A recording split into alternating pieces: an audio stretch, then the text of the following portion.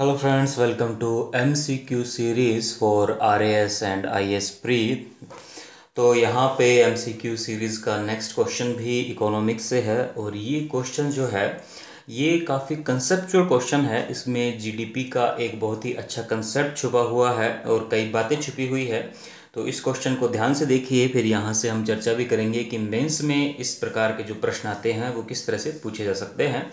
तो आपके सामने प्रश्न ये है कि if India is experiencing economic growth then which of the following statement must hold true.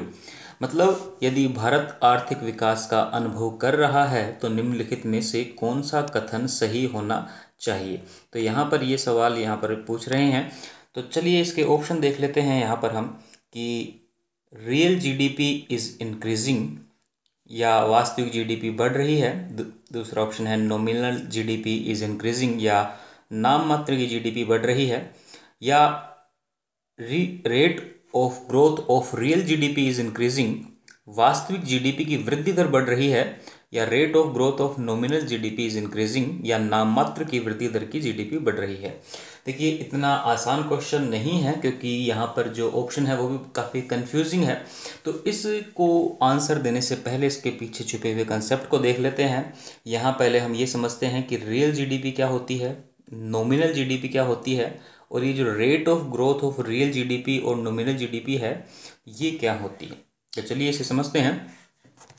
तो देखिए यहाँ पर मैं आपको बताऊं कि जो जीडीपी होती है उसको मैं आपको पिछले एमसीक्यू में बता चुका हूँ कि वो एक फाइनेंशियल ईयर में किसी भी देश में उत्पन्न होने वाली उत्पाद और सेवाओं का कुल मूल्य है। तो इसके लिए आप पिछला वीडियो देख सकते हैं।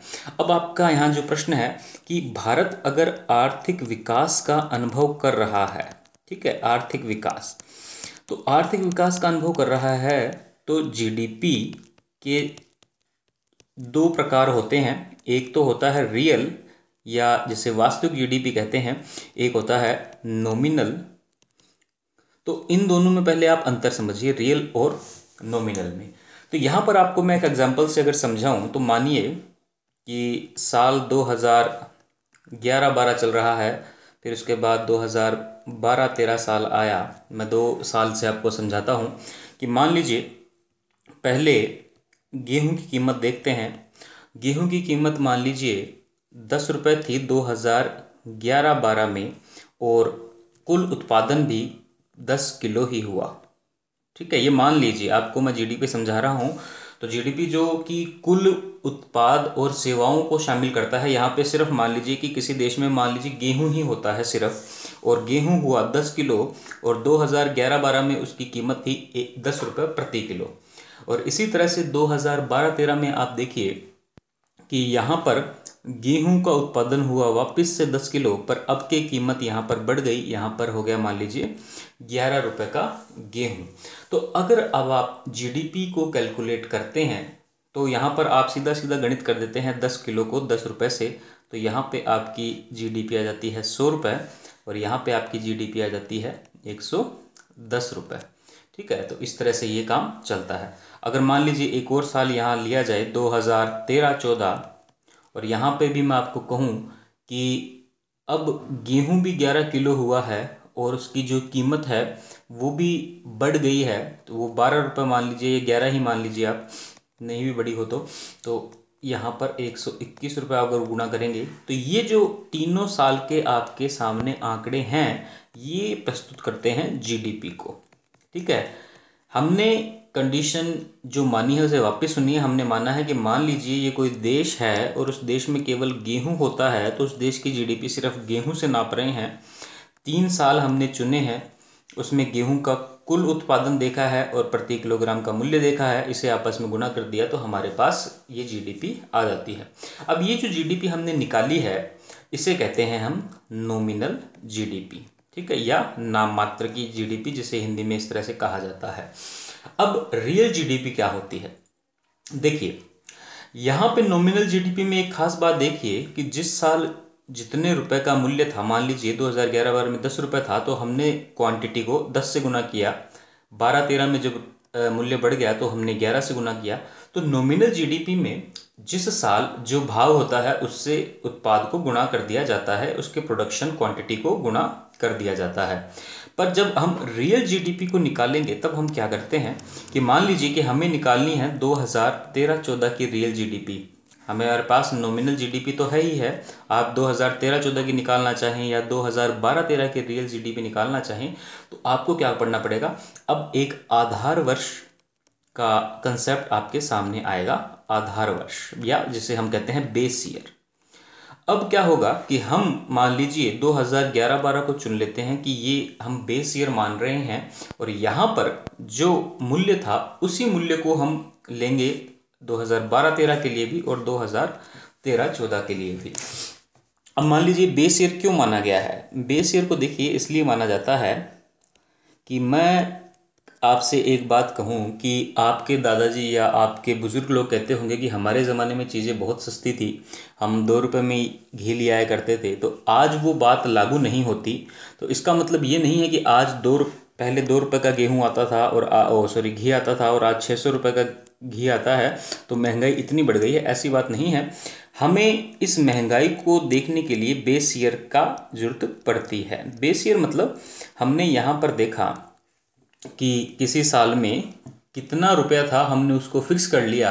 अब हम 4-5 साल तक उसी रेट को काम में लेंगे जब भी जीडीपी की गणना करेंगे। तो मान लीजिए ये जो एग्जांपल था हमारे सामने, तो यहाँ पर ये जो 2011-12 का था इसको हमने 10 रुपये को यहाँ पे बेस ईयर ले लिया और यहाँ पे जो मूल्य था वो 10 रुपये आपका आ गया। अब इसी 10 रुपये को आप 2012-13 की गणित में लगाएंगे, फिर आगे 2013-14 की भी गणित में लगाएंगे और फिर जब इनको आप 10-10 रुपये से गुना करेंगे तो वो जो आंकड़ा आएगा वो आएगा आपका रियल जीडीपी। तो मान लीजिए यहाँ पे 100 रुपये था बेस ईयर में, तो अगले साल हो गया, अगर 10 रुपये मान रहे हैं तो यहाँ भी 100 रुपये ही हो गया और यहाँ मान रहे हैं तो यहाँ 110 रुपये हो गया।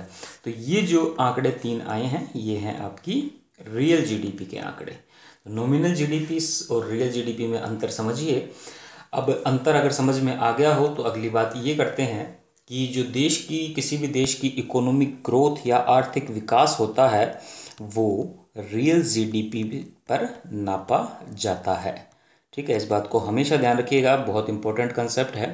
रियल जीडीपी में जो विकास हो रहा है उसे देश का आर्थिक विकास नापा जाता है। तो 2 बातें यहाँ पे क्लियर हो गई, नॉमिनल जीडीपी क्या होती है, रियल जीडीपी क्या होती है, बेस ईयर क्या होता है। और यहाँ पे जो हमारा प्रश्न था वहाँ पे 2 ऑप्शन और भी अच्छे थे। वो पूछ रहा था कि वास्तविक जीडीपी की वृद्धि दर और नाम मात्र की जीडीपी की वृद्धि दर, मतलब रियल और नॉमिनल जीडीपी में वृद्धि दर। अब ये क्या होती हैं, तो ये मान लीजिए साल 2011-12 है, फिर 12-13 आता है और फिर 13-14 आता है। तो यहाँ पर ये मान लीजिए कि नॉमिनल जीडीपी अगर 196 रुपये थी, यहाँ पर बढ़कर 228 हो गई, यहाँ बढ़कर 262 हो गई। ये मान लीजिए, मैंने मन से मान लिया आंकड़े, ठीक है। इसको आप मान लीजिए कि इस तरह से किसी देश में टोटल मूल्य इतना रुपया आ रहा है नॉमिनल जीडीपी का, तो यहाँ पर इसमें कितनी वृद्धि हुई, 196 से 228 रुपये में कितनी वृद्धि हुई, तो ये हुई लगभग, आप कैलकुलेट करेंगे तो 16.3%। तो इसे कहते हैं हम नॉमिनल जीडीपी की वृद्धि दर। इसी तरह अगर हमारे पास वास्तविक जीडीपी है, मान लीजिए पहले साल तो दोनों का आंकड़ा सेम रहेगा क्योंकि इसे तो हम बेस ईयर के रूप में बाद में इस्तेमाल करेंगे। 196 रुपये 2011 रुपये में पहले आई रियल जीडीपी, फिर अगले साल ये आई 218 रुपये। तो अब यहाँ पर कितना चेंज हुआ, वो होगा रियल जीडीपी की वृद्धि दर। तो ये 4 बातें अच्छे से समझ लीजिएगा, बहुत ही कंफ्यूजिंग है और यहाँ से आरएएस मेंस में भी प्रश्न आता है। तो पहले प्री का प्रश्न सॉल्व कर लेते हैं कि अगर कोई देश आर्थिक विकास का अनुभव कर रहा है तो निम्न में से क्या सही है। तो अब आप जान गए कि रियल जीडीपी इज़ इंक्रीजिंग, वास्तविक जीडीपी बढ़ रही है। ठीक है, ये बात हमेशा याद रखिएगा, हम वास्तविक जीडीपी से ही नापते हैं किसी भी देश की ग्रोथ को, खासकर हम भारत के संदर्भ में बात कर रहे हैं।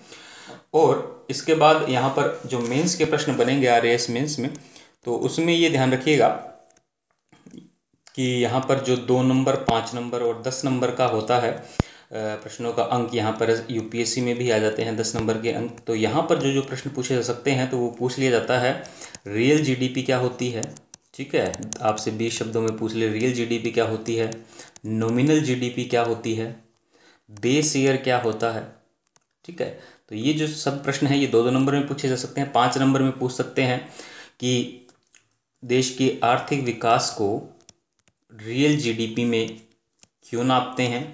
ठीक है, या रियल जीडीपी और नॉमिनल जीडीपी में अंतर बताइए, कोई 4 अंतर बताइए, 3 अंतर बताइए। और यूपीएससी या आरएएस में जो 10 नंबर के प्रश्न आते हैं वहाँ पे आपसे पूरा डिटेल डिस्कशन पूछा जा सकता है किसी भी तरह का।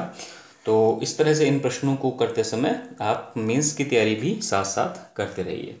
चलिए, आज का वीडियो कुछ लंबा हो गया क्योंकि एमसीक्यू काफ़ी कंसेप्चुअल था। अगर इसमें आपको नहीं समझ आ रहा हो तो मैं जीडीपी पे एक क्लास लूँगा आने वाले टाइम में, जिसमें सारे कंसेप्ट आपको शुरू से क्लियर कराऊंगा। अभी आप प्रश्न का ध्यान रखिए, और कोई अगर आपको प्रॉब्लम आ रही हो तो आप कमेंट सेक्शन में पूछ सकते हैं। तो मिलते हैं अगले वीडियो में, तब तक के लिए थैंक यू।